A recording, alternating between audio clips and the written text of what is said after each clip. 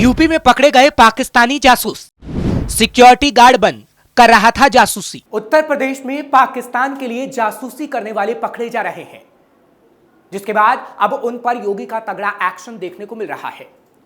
लेकिन सवाल यह है कि यूपी में अभी और कितने पाकिस्तानी जासूस हैं जिनकी तलाश की जा रही है और आखिर इनका कहां कहां कनेक्शन है, क्योंकि ये जासूस सबसे बड़ा खतरा है और अब इन खतरों को जड़ से मिटाने का काम किया जा रहा है।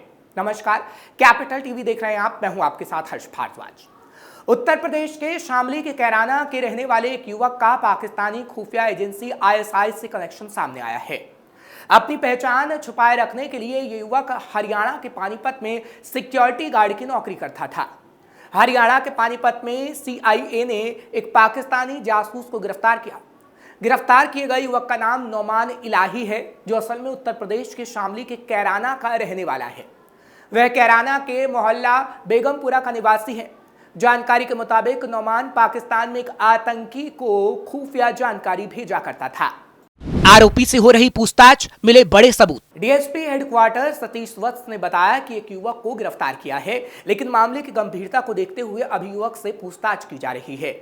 डीएसपी ने बताया कि जल्द इस मामले का खुलासा करेंगे, लेकिन अभी कोई भी जानकारी मीडिया के सामने स्पष्ट रूप से साझा नहीं की जा सकती है। लेकिन हाँ, उसके बाद एक प्रेस कॉन्फ्रेंस की गई जिसमें क्या कुछ कहा गया हम आपको बताएंगे। लेकिन जानकारी के मुताबिक जासूस नौमान इलाही व्हाट्सएप जैसे सोशल मीडिया ऐप के जरिए देश की खुफिया जानकारी पाकिस्तान में रहने वाले किसी कथित आईएसआई एजेंट इकबाल को भेजा करता था।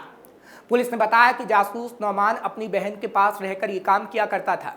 वो पानीपत की फैक्ट्री में दिखावे के लिए सिक्योरिटी गार्ड की नौकरी करता था। पानीपत पुलिस के एक वरिष्ठ अधिकारी ने कहा कि सीआईए यूनिट जासूस नौमान से पूछताछ कर रही है।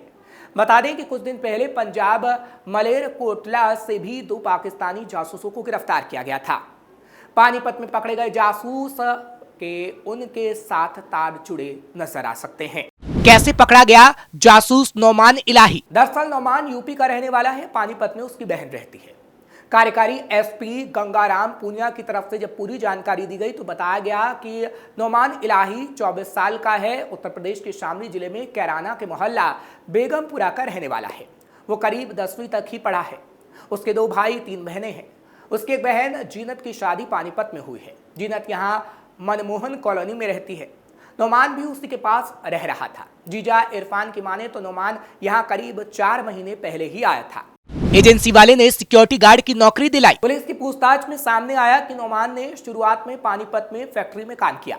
यहाँ उसकी जान पहचान उत्तर प्रदेश के प्रयागराज के रहने वाले रजनीश तिवारी नाम के व्यक्ति से हो गई। रजनीश एक सिक्योरिटी एजेंसी चलाता है। उसके जरिए ही वो पानीपत की सेक्टर 29 स्थित एक कंबल फैक्ट्री में बतौर सिक्योरिटी गार्ड नौकरी करने लगा। एसपी के मुताबिक नौमान शनिवार को दिन में अपनी बहन के घर से निकला।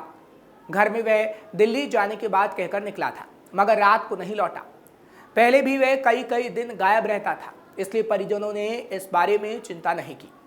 रविवार को इंटेलिजेंस ब्यूरो की टीम उसकी बहन जीनत के घर पहुंची और जासूसी के आरोप में उसके पकड़े जाने की सूचना दी गई। ऑपरेशन सिंदूर के बाद संदिग्धों की जांच में पहचाना गया। पानीपत पुलिस के मुताबिक 6 से 7 मई की रात भारत की पाकिस्तान पर ऑपरेशन सिंदूर एयर स्ट्राइक के बाद सुरक्षा एजेंसियां अलर्ट मोड पर हैं। हालांकि दोनों देशों के बीच 10 मई को सीजफायर हो चुका है, फिर भी पुलिस एहतियात तौर पर संदिग्धों की जांच कर रही है। इसी मामले में नौमान इलाही के फोन नंबर से पाकिस्तान संपर्क होने की बात सामने आई, जिसके बाद उसे हिरासत में लेकर जांच की गई। मोबाइल से पता चला आतंकी के संपर्क में था। पुलिस ने जब उसके मोबाइल की जांच की तो पता चला कि वो पाकिस्तान में इकबाल नाम के आतंकी के संपर्क में था। इकबाल के अलावा भी वे कई पाकिस्तानी संगठनों से जुड़कर भारत की सुरक्षा से जुड़ी जानकारी भेज रहा था। पुलिस सूत्रों की माने तो सबसे ज्यादा जानकारी रेलवे स्टेशनों की भेजी गई है। इसमें वीडियो से लेकर फोटो और मैप भी शामिल बताए गए हैं। हर फोटो और वीडियो के 4 से 5 हजार रुपए मिले। पुलिस सोर्सेस के मुताबिक उस पर शक है कि नौकरी उसने एक आड़ के लिए की। उसका असली काम यहाँ रहकर देश की हर एक छोटी बड़ी मूवमेंट के बारे में पाकिस्तान को सूचना देना था। जानकारी मिली है कि वो हर फोटो और वीडियो के 4 से 5 हजार रुपए ले रहा था।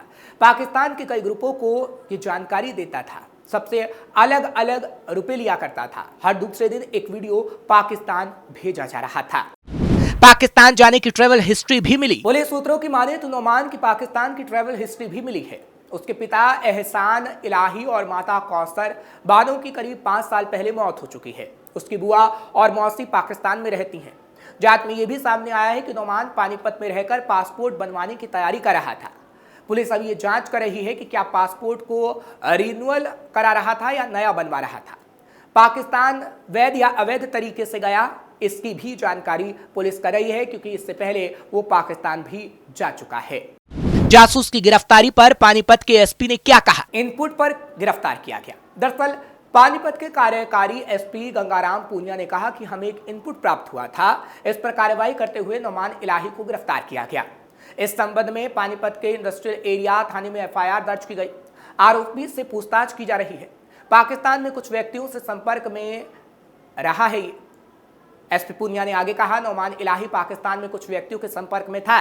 ये उनको संवेदनशील सूचनाएं मुहैया करवाता था। इस संबंध में जो भी इलेक्ट्रॉनिक इक्विपमेंट है उन्हें सीज किया गया, उनका भी एनालिसिस किया जा रहा है। दरअसल शुरुआती जांच में आरोप सही पाए गए हैं। एसपी गंगाराम पूनिया की तरफ से ये बताया गया है। कहा गया कि हमारे पास जो सबूत थे और इलेक्ट्रॉनिक इक्विपमेंट जो चीजें मिली हैं उससे प्राथमिक तौर पर आरोप सही पाए गए हैं। उससे पूछताछ में भी कई जानकारियां मिली हैं, जिसके बाद उसे गिरफ्तार किया गया है। उससे पैसे लेने के बारे में भी कुछ दस्तावेज मिले हैं। पुख्ता करने के बाद इस मामले की जानकारी और भी आगे दी जाएगी, लेकिन पाकिस्तान के संपर्क में था और पाकिस्तान को भारत की जानकारी दिया करता था। साथ ही साथ आतंकियों से संबंध के सवाल पर एसपी पूनिया ने कहा, ये कुछ लोगों के संपर्क में रहा जिनको ये संवेदनशील और महत्वपूर्ण इंफॉर्मेशन दिया करता था, यानी पाकिस्तानी आतंकियों को। अभी जांच शुरुआती चरण में चल रही है, इसलिए टीम पूछताछ कर रही है। इसमें और भी लोग होने के सवाल पर एसपी ने कहा कि पूछताछ और जांच के आधार पर पूरे मामले का आगे पता लगाया जाएगा। उसके बाद एक प्रेस कॉन्फ्रेंस भी की जाएगी। पाकिस्तान आकर बनी टीचर मामले में भी जांच तेज। यूपी के बरेली में भी फतेहगंज पश्चिम के गांव माधोपुर के प्राथमिक स्कूल में टीचर रही पाकिस्तान की नागरिक सुमाइला खान की जांच तेज हो गई है। मंगलवार को बेसिक शिक्षा विभाग ने सुमाइला के दस्तावेज जांच समिति को सौंप दिए। समिति ने दस्तावेज की पड़ताल शुरू कर दी। डीएम अविनाश सिंह के आदेश पर सुमाइला खान प्रकरण की जांच एडीएम सिटी मजिस्ट्रेट और एसडीएम सदर की संयुक्त कमेटी कर रही है। डीएम ने करीब 2 सप्ताह पहले 4 दिन में जांच पूरी कर रिपोर्ट देने को कहा था। हालांकि समिति को दस्तावेज जुटाने में ही 2 सप्ताह गुजर गए। रामपुर में रहकर पढ़ाई करने वाली पाकिस्तान की नागरिक सुमाइला खान ने बड़ा फर्जीवाड़ा किया था।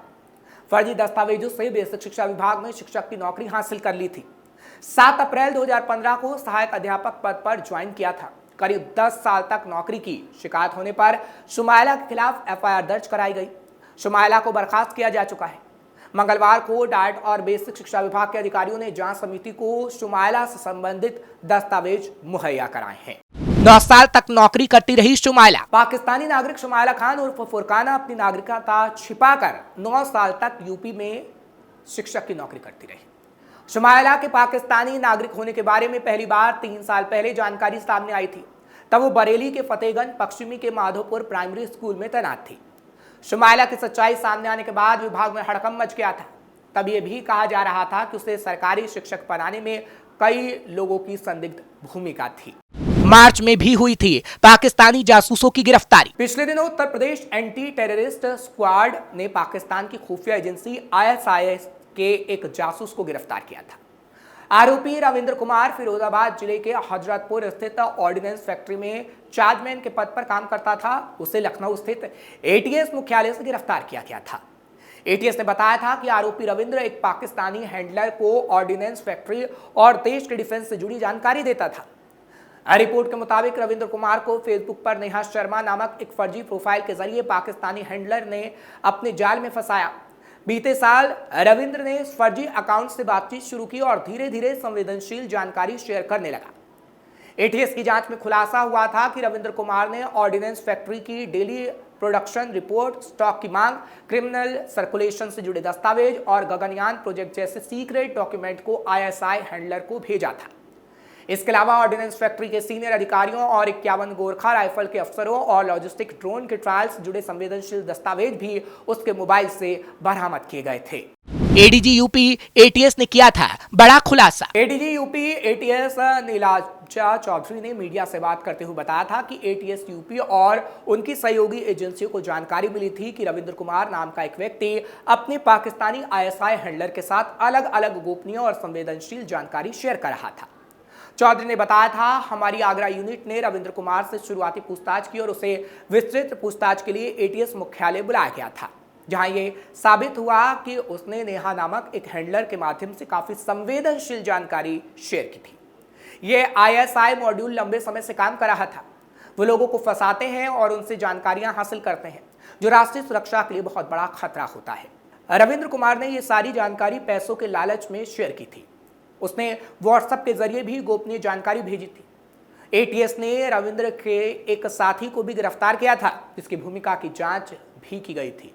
यूपी एटीएस ने सभी संवेदनशील सरकारी संस्थानों को सुरक्षा जांच और एसओपी को अपडेट करने के निर्देश भी दिए थे। इसके अलावा एटीएस ने संस्थानों से अपने कर्मचारियों का मिनिमम लेवल का सिक्योरिटी चेक मेंटेन करने के लिए भी कहा था, ताकि भविष्य में ऐसी घटनाएं ना हो सके।